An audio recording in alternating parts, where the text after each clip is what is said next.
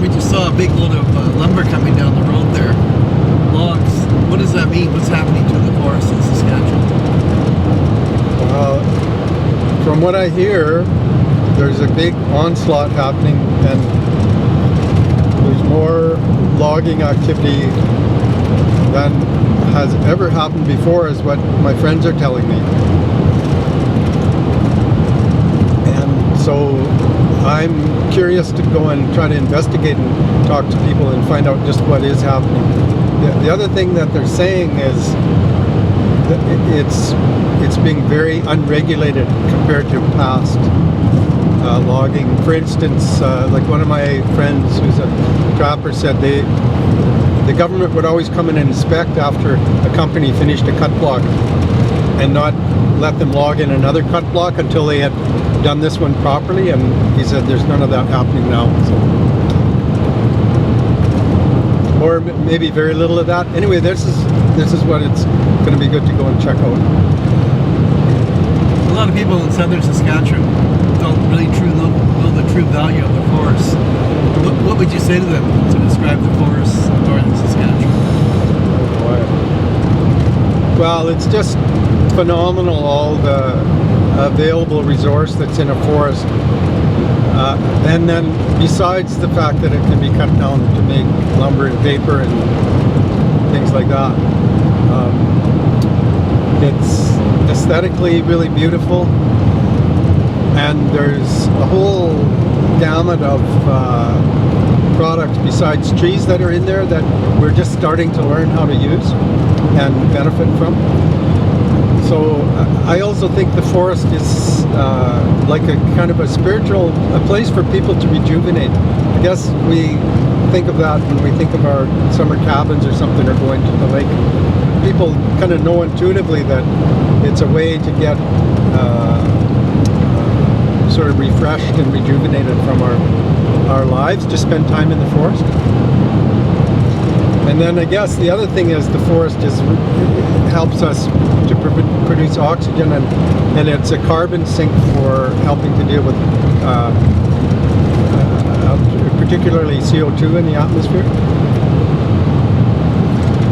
So having a healthy forest is a way to help mitigate some of the problems of global warming, is what I think. When you look forward 25 years from now, what kind of a forest do you want to see in Saskatchewan? Well,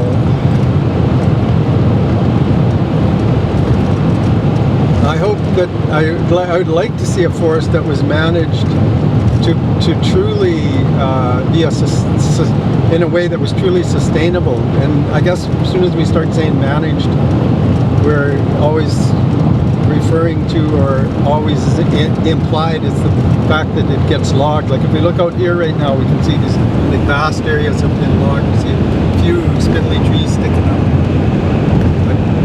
And there's the sign of the Provincial Northern Forest. So right from here on, we're going to be going by cut blocks.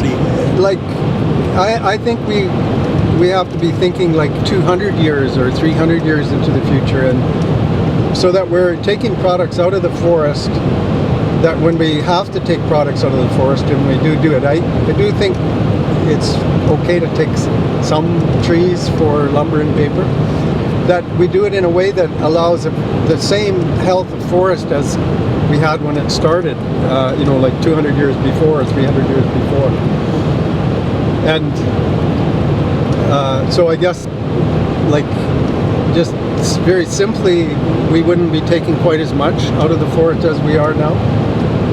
And also, I would like to see large areas of the forest left where the forest would just allow it to go on its own without us interfering by taking products out. Because I have a sort of a simple theory about logging. Like, we look over here, we can see it again too. All the big trees were taken out of that area, and they represent organic material that has been removed from that ecosystem, like from that little plot or from the big cut block. And that system might have to work for 300 or 400 or 500 years to reproduce the amount of organic material that's come out of it, because it's tied up in the trunks of the trees, but they're supported by the nutrients in the ground, and those nutrients in the ground are there a lot because of the thousands of years of trees that have fallen onto it. So all of a sudden now we take those trees out and we start to rob the ecosystem of nutrients, and I think we don't witness the consequences of that even maybe in our next generation, but for our future generations and for the grandchildren and on, the forest won't be as healthy. And my fear is that then somebody's going to say, oh yeah, this doesn't grow forest very well anymore, so now let's make it into farmland or parking lots or real estate or something, and that'll just seem to be the only thing we can do, because we've already destroyed this amazing thing which was there, which was the Boreal Forest. And like nature put the forest here, and it's sort of evolved to be maybe the best ecosystem to be in this particular place in the world, and I think we need to respect that.